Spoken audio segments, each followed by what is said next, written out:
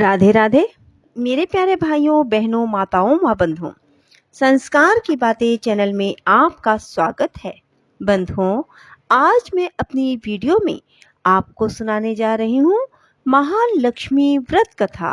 बंधुओं, भादो मास के शुक्ल पक्ष की अष्टमी तिथि के दिन यह व्रत प्रारंभ किया जाता है और यह व्रत 16 दिन तक रखा जाता है।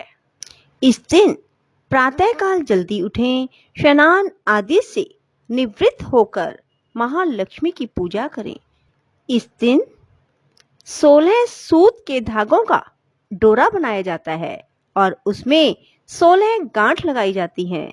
इसे हल्दी से पीला किया जाता है और प्रतिदिन 16 दूब व 16 गेहूं डोरे को चढ़ाए जाते हैं।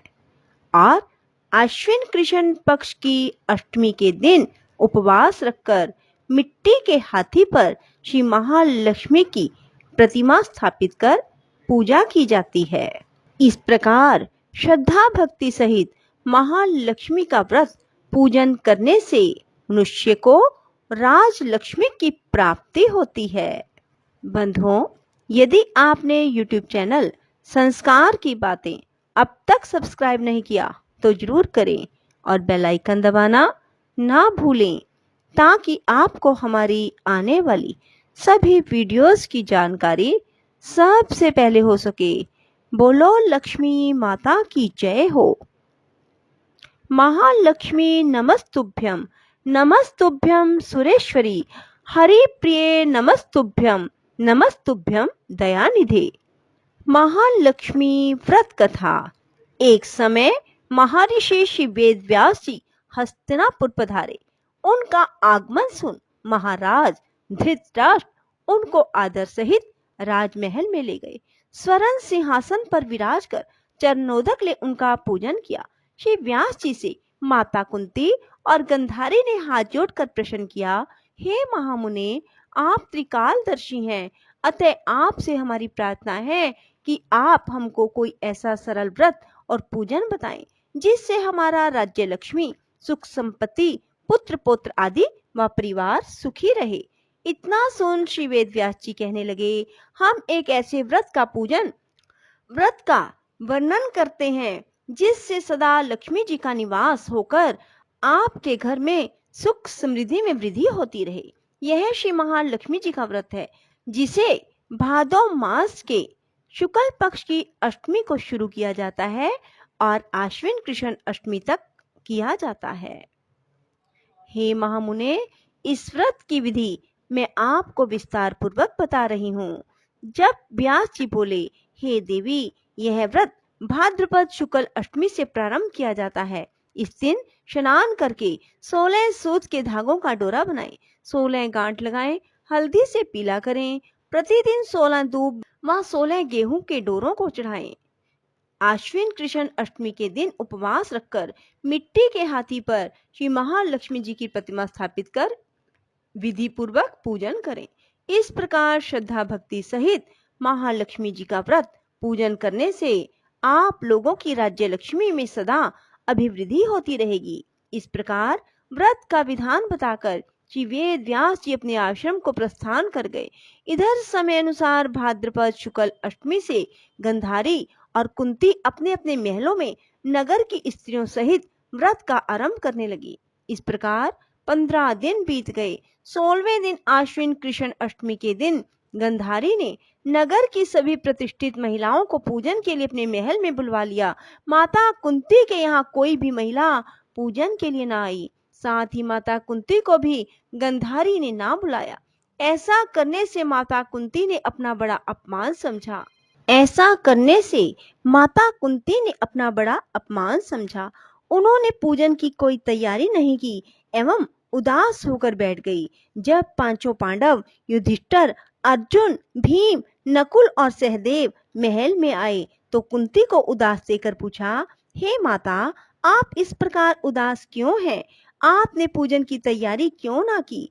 तब माता कुंती ने कहा, हे पुत्र, आज महालक्ष्मी जी के व्रत का उत्सव गंधारी के महल में मनाया जा रहा है। उन्होंने नगर की समस्त महिलाओं को बुला लिया और उसके 100 पुत्रों ने मिट्टी का एक विशाल हाथी बनाया, जिस कारण सभी महिलाएं उस बड़े हाथी का पूजन करने के लिए गंधारी के यहाँ चली गई, लेकिन मेरे यहाँ कोई ना आई। यह सुनकर अर्जुन ने कहा, हे माता, आप पूजन की तैयारी करें और नगर में बुलावा लगवा दें कि हमारे यहाँ स्वर्ग के ऐरावत हाथी की पूजा होगी। इधर माता कुंती ने नगर में ढिंडोरा पिटवा दिया और पूजा की विशाल तैयारी होने लगी। उधर अर्जुन ने बाण के द्वारा स्वर्ग से ऐरावत हाथी को बुला लिया। इधर सारे नगर में शोर मच गया कि कुंती के महल में स्वर्ग से इंद्र का ऐरावत हाथी पृथ्वी पर उतार कर पूजा जाएगा। समाचार को सुनकर नगर के सभी नर नारी, बालक और वृद्धों की भीड़ इकट्ठी होने लगी। उधर गंधारी के महल में हलचल मच गई। वहां एकत्र हुई सभी महिलाएं अपनी अपनी थालियां लेकर कुंती के महल की ओर जाने लगी। देखते ही देखते कुंती का सारा महल ठसाठस भर गया। माता कुंती ने ऐरावत को खड़ा करने हेतु अनेक रंगों के चौक पुरवाकर नवीन रेशमी वस्त्र बिछवा दिए। नगरवासी स्वागत की तैयारी में फूल माला, अबीर, गुलाल, केसर हाथों में लिए पंक्तिबद्ध खड़े थे। जब स्वर्ग से ऐरावत हाथी पृथ्वी पर उतरने लगा तो उसके आभूषणों की ध्वनि गूंजने लगी। ऐरावत के दर्शन होते ही जय जयकार के नारे लगने लगे। सायंकाल के समय इंद्र का भेजा हुआ हाथी ऐरावत माता कुंती के भवन के चौक में उतर आया। तब सब नारियों ने पुष्पमाला, अबीर, गुलाल, केसर आदि सुगंधित पदार्थ चढ़ाकर उनका स्वागत किया। राज्य पुरोहित द्वारा ऐरावत पर महालक्ष्मी जी की मूर्ति स्थापित करके वेद मंत्र उच्चारण द्वारा पूजन किया गया। नगरवासियों ने भी महालक्ष्मी पूजन किया। फिर अनेक प्रकार के पकवान लेकर ऐरावत को खिलाए और यमुना का जल उसे पिलाया गया। राज्य पुरोहित द्वारा स्वस्ति वाचन करके महिलाओं द्वारा महालक्ष्मी का पूजन कराया गया। 16 गांठों वाला डोरा लक्ष्मी जी को चढ़ाकर अपने अपने हाथों में बांध लिया। ब्राह्मणों को भोजन कराया गया। दक्षिणा के रूप में स्वर्ण आभूषण, वस्त्र आदि दिए गए। तत्पश्चात महिलाओं ने मिलकर मधुर संगीत लहरियों के साथ भजन कीर्तन कर संपूर्ण रात्रि महालक्ष्मी व्रत का जागरण किया। दूसरे दिन प्रातः राज्य पुरोहित द्वारा वेद मंत्र उच्चारण के साथ जलाशय में महालक्ष्मी जी की मूर्ति का विसर्जन किया गया। फिर ऐरावत को विदा कर इंद्रलोक भेजा गया। इस प्रकार जो स्त्रियां भी श्री महालक्ष्मी जी का विधि पूर्वक व्रत कर पूजन करती हैं, उनके घर धन धान्य से पूर्ण रहते हैं तथा उनके घर में महालक्ष्मी जी सदा निवास करती हैं। बोलो लक्ष्मी माता की जय हो। राधे राधे। जय श्री कृष्णा। बंधुओं, यदि आपको हमारी ये कथा पसंद आए तो इसे लाइक करने के साथ साथ शेयर अवश्य करें और कमेंट बॉक्स में राधे राधे लिखना ना भूलें, ताकि आपको कथा श्रवण करने का पूर्ण फल मिल सके।